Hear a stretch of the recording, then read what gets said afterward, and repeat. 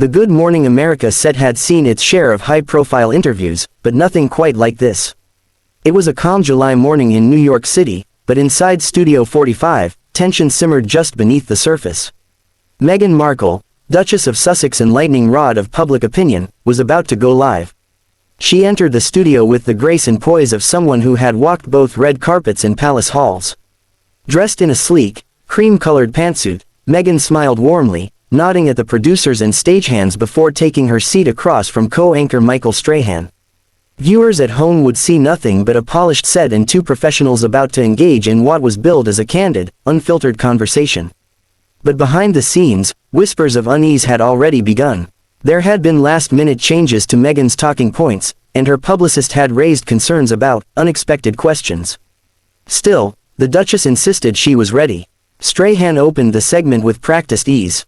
Joining us this morning is Meghan Markle, actress, philanthropist, mother, and of course, author of the highly talked about memoir Unwritten Royalty. He smiled, his tone friendly. Meghan, it's good to have you back on GMA. Meghan returned the smile, offering a calm, thank you, Michael. It's good to be here. The first few minutes followed the usual script. They discussed motherhood, Meghan's work with women's shelters in LA, and a touching anecdote from her book about Archie's first steps on a beach in Santa Barbara. The audience, both in studio and at home, was charmed. She was eloquent, vulnerable, relatable, the Meghan her supporters always said she was. But then, around the 6-minute mark, the interview took a sharp turn.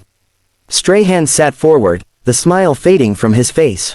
His voice dropped ever so slightly in tone. Let's talk about something a bit more complex. In your book, Meghan, you write that you never sought the spotlight. That you were forced into it by the media. But over the past few years, you've signed multi-million-dollar deals with Netflix, Spotify, and now you're reportedly in talks with a major fashion house. Help us understand how that aligns with your call for privacy. There it was, the pivot everyone backstage had anticipated but hoped wouldn't happen so soon. Meghan didn't flinch, but the warmth in her eyes dimmed. Wanting to tell your own story, on your own terms, isn't the same as chasing fame, she replied. Her tone remained measured, but her expression betrayed a flicker of annoyance. Strahan nodded, as if giving her room, but then followed up quickly. Sure, but there's a difference between controlling your narrative and monetizing it. Some say you stepped away from royal duties only to step into Hollywood-style fame. Were these deals already in motion before your departure from the royal family? Meghan's smile grew tight. We stepped away to protect our mental health and our family's peace. We didn't have a plan at first, Michael. We were just trying to survive. Strahan raised an eyebrow. And yet, there are documents, emails, that suggest there were discussions with streaming platforms and media agents well before you officially exited the royal circle. Some have even suggested that Unwritten Royalty was partially outlined before the final royal tour. At this, Meghan's jaw tensed. I've been honest about the timeline, she said. We had informal talks, but nothing concrete. And frankly, those discussions wouldn't surprise anyone who was in our position, cut off financially, security stripped, facing relentless media harassment. You plan, or you drown. There was a long pause, the kind that sends producers reaching nervously for their earpieces. Strahan didn't blink. So you're saying, the brand, the deals, the memoir, those were reactive, not strategic. Meghan nodded slowly. That's exactly what I'm saying. But Strahan wasn't done. I respect your answer, Meghan. But the American public has a good memory. In 2020, you and Prince Harry told Oprah you just wanted peace. Since then, you've launched a podcast, a docuseries, and a lifestyle brand. Do you think your version of peace might look a lot like calculated influence? Meghan tilted her head, just slightly. If telling my truth, on my terms, makes people uncomfortable, then maybe we need to ask why that is. The air in the studio was electric. For the first time, the carefully choreographed media dance Meghan had mastered began to show signs of tension. She hadn't cracked, but she had, for a moment, shown the strain. Behind the cameras, producers exchanged wide-eyed glances. Meghan's publicist stood with arms crossed, mouth tight. In Michael Strahan, he knew exactly what he had just done. The showdown had only just begun. The silence in the studio was deafening. Meghan's poised demeanor hadn't completely cracked, but the room felt it. The shift, the tension, the stakes, something had changed, and the audience, both in the studio and across millions of screens, was leaning forward, captivated. Meghan adjusted slightly in her chair, her eyes narrowing at Strahan. "You're framing this like I've committed a crime," she said quietly, but firmly.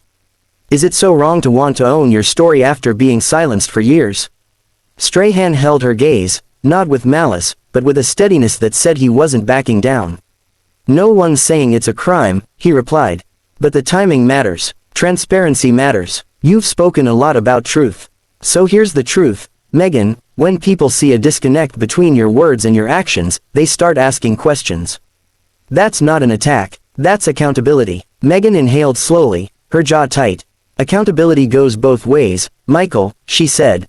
"You know how this industry works. Headlines are rarely about facts, they're about clicks. My family was hunted, our lives were dissected, and when we finally said, enough, suddenly we became villains. No one survives that kind of machine unless they learn how to play the game." Strahan nodded slightly. "I hear you, but you're not just playing the game, you're thriving in it. You've become one of the most recognizable public figures in the world. Some say you used the royal exit as a launchpad. Are you saying that's just survival?" Meghan's eyes flashed. "I'm saying we were thrown into the deep end, and we had two choices, sink or swim. And we swam." Just then, Strahan glanced down at the folder on the table in front of him, a manila envelope that had gone unnoticed until now. His voice dropped in tone. "We were given access to some documents from a source close to the palace.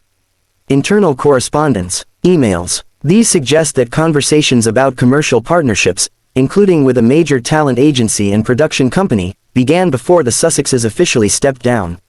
Meghan froze for half a beat. The pause was imperceptible to some, but not to the cameras. Not to the viewers at home. She recovered quickly. "Michael, if people were speaking about us, that doesn't mean we initiated those talks. These weren't third-party conversations," Strahan said, lifting the folder.